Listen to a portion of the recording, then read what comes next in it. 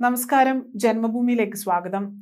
KPCC അംഗം ബാലകൃഷ്ണൻ പെരിയ ഉൾപ്പെടെയുള്ള 4 കോൺഗ്രസ് നേതാക്കളെ പാർട്ടിയിൽ നിന്ന് പുറത്താക്കിയ നടപടിക്കെതിരെ യൂത്ത് കോൺഗ്രസ് രംഗത്ത് വന്നിരിക്കുകയാണ്. ഇപ്പോൾ KPCC നടപടിക്കെതിരെ യൂത്ത് കോൺഗ്രസിന്റെ നേതൃത്വത്തിൽ പെരിയ ടൗണിൽ പ്രവർത്തകർ പന്തം കൊളുത്തി പ്രകടനം നടത്തി. പാർട്ടിയെ വളർത്താനായി നടന്ന നേതാക്കൾക്ക് അഭിവാദ്യം അർപ്പിച്ചുകൊണ്ടുള്ള പ്രകടനമാണ് പെരിയ ടൗണിൽ നടന്നത്.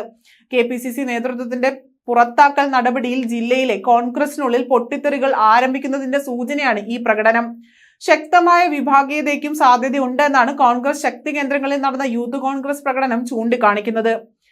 പെരിയ ഇരട്ട കൊലപാതക കേസ് പ്രതിയുടെ മകന്റെ വിവാഹ സൽക്കാരത്തിൽ പങ്കെടുത്തതിലാണ് 4 പേർക്കെതിരെ നടപടി സ്വീകരിച്ചത്.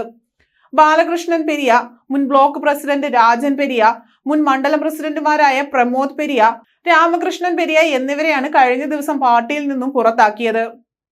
പാർട്ടിയുടെ പ്രാഥമിക അംഗത്വത്തിൽ നിന്ന് 4 നേതാക്കളെയും പുറത്താക്കിയത്. കോൺഗ്രസ് നിയോഗിച്ച 2 അംഗ അന്വേഷണ സമിതിയുടെ റിപ്പോർട്ടിനെ തുടർന്നാണ് നടപടിയെടുത്തിരിക്കുന്നത്. KPCC രാഷ്ട്രീയകാര്യ സമിതി യോഗം N Subramanian, KPCC general secretary PM Niyas എന്നിവരായിരുന്നു അന്വേഷണ സമിതിയിൽ ഉണ്ടായിരുന്നത്. 4 പേരും വിവാഹ ചടങ്ങിൽ പങ്കെടുത്തത് ഗുരുതര തെറ്റാണെന്നും പ്രവർത്തകരുടെ ആത്മവീര്യം തകർക്കുന്ന നടപടിയാണെന്നുമാണ് അന്വേഷണ കമ്മീഷന്റെ റിപ്പോർട്ടുകൾ സൂചിപ്പിക്കുന്നത്.